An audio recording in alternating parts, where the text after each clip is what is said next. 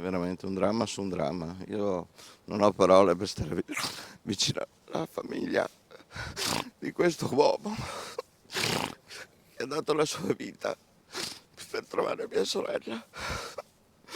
Sei riuscita a parlare con la famiglia tu?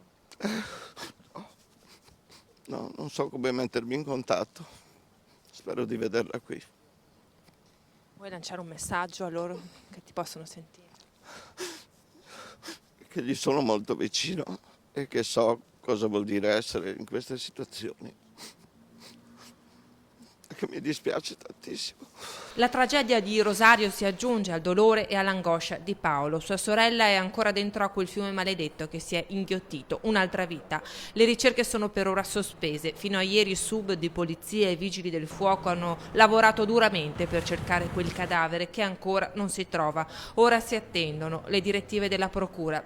Del resto le indicazioni date da Freddy Sorgato, l'assassino reo confesso, non sono state chiare. Ha indicato 3 punti dove avrebbe abbandonato il cadavere zavorrato della donna che sarebbe morta a suo dire dopo un gioco erotico, una versione alla quale non crede la famiglia, che parla di Isabella come una donna tradizionalista e per niente incline a questo tipo di abitudini.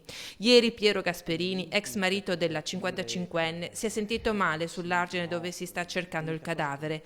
Un cedimento di pressione, sarebbe stato sopraffatto dal senso di colpa di non essersi tenuto al fianco l'ex moglie, finita poi nelle mani del suo assassino.